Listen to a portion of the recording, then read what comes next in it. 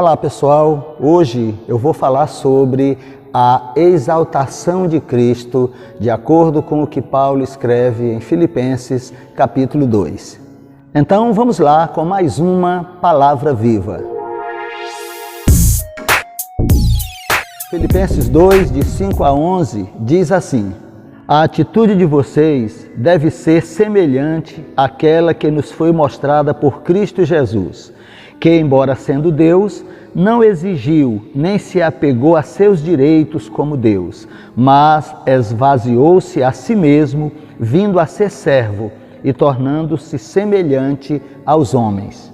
E se humilhou a si mesmo e foi obediente até a morte, e morte de cruz. Contudo, foi por causa disso que Deus o elevou até a mais alta posição e lhe deu um nome que está acima de qualquer outro nome, para que, ao nome de Jesus, todo joelho se dobre no céu, na terra e debaixo da terra, e toda língua confesse que Jesus Cristo é o Senhor, para a glória de Deus Pai. É maravilhoso como, em apenas 7 versículos, Paulo faz um resumo da vida de Jesus e nos desafia a imitá-lo. Aqui, Paulo destaca 3 pontos importantes acerca de Jesus Cristo. Primeiro, ele fala da encarnação de Jesus Cristo, nos versículos 6 e 7. Ele nos mostra que Jesus, mesmo sendo Deus, abriu mão de toda a sua glória, de todo o seu direito como Deus. Jesus humildemente aceitou a missão do Pai e veio ao mundo buscar e salvar os perdidos. E a gente pode associar essa parte do discurso de Paulo com João capítulo 1, versículo 14. Aquele que é a palavra, Cristo, tornou-se um ser humano e morou aqui na terra entre nós, cheio de graça e de verdade. E vimos a sua glória, a glória do Filho único do Pai Celeste.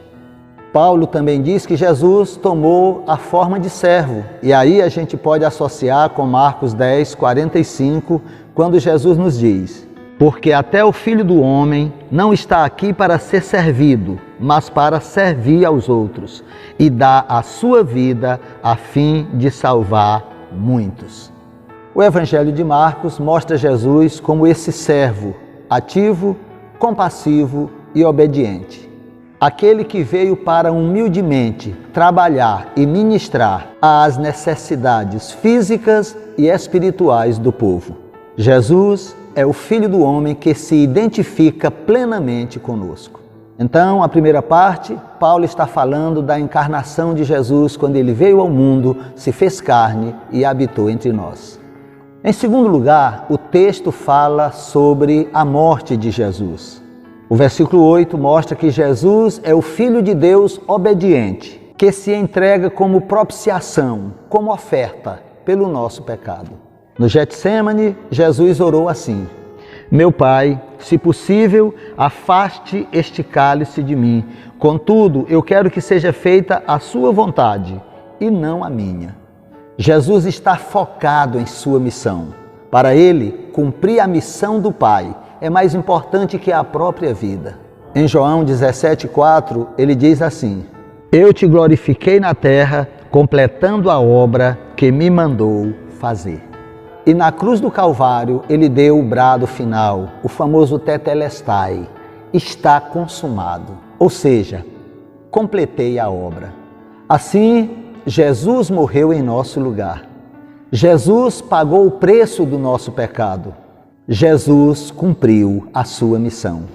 É importante dizer que Jesus se entregou voluntariamente por nós. João 10, 18. Ninguém tira a minha vida de mim, mas eu a entrego de livre vontade, pois tenho autoridade de entregar a minha vida quando quiser. Então Jesus morreu voluntariamente por nós, por mim e por você. E por fim, o texto fala sobre a glorificação de Jesus. Os versos de 9 a 11. Jesus glorificou a Deus em tudo, inclusive e principalmente na sua paixão, no seu sofrimento e na sua morte na cruz do Calvário. Em João 17,4, ele diz: Eu glorifiquei o Senhor sobre a terra, completando a obra que me mandou fazer. Por isso, diz Paulo, Deus o glorificou e o elevou à mais alta posição e lhe deu um nome que está acima de todo nome. Deus Pai exaltou soberanamente o Deus Filho. Por causa da sua obediência a Deus, o texto diz que todo joelho se dobrará diante de Cristo Jesus. Todos, o crente, o ateu, o agnóstico, grandes e pequenos, humildes e poderosos, homens, anjos, hostes celestiais, todos, no céu, na terra e debaixo da terra, proclamarão, querendo ou não, que Jesus Cristo é o Senhor e se prostrarão diante da sua majestade. Tudo isso para a glória de Deus Pai. O que esse texto nos ensina é que Jesus foi obediente até a morte. Por isso, Deus o ressuscitou em glória. Jesus abriu mão de tudo, abriu mão da sua glória, abriu mão dos seus direitos de Deus. Por isso, Deus o exaltou, lhe dando um nome acima de todo nome. Eu quero concluir com o início do texto que lemos, o versículo 5, que diz: a atitude de vocês deve ser semelhante àquela que nos foi mostrada por Cristo Jesus. A ideia de Paulo nesse texto é que nós aprendamos com Cristo e o imitemos diariamente. Parece difícil, mas é isso mesmo que Deus quer de cada um de nós. Porque não existe glorificação sem sofrimento. Não existe ressurreição sem morte. Portanto, devemos ser imitadores de Cristo. Primeiro, sendo homens e mulheres que abrem mão de toda glória, honra e esplendor passageiros, por amor a Cristo. No final, Deus nos glorificará. E 2, vivendo como Cristo viveu, negando a nossa própria vontade e carregando nossa cruz dia a dia, não amando o mundo nem a própria vida, em amor e obediência a Deus. Assim, Deus nos ressuscitará e nos exaltará, nos dando em Cristo a vida eterna no céu. Toda honra e toda glória sejam dadas a Jesus Cristo, o Cordeiro de Deus que tira o pecado do mundo. Aquele que morreu por nós na cruz do Calvário e que é a nossa Páscoa. Que Deus te abençoe, que Deus te guarde.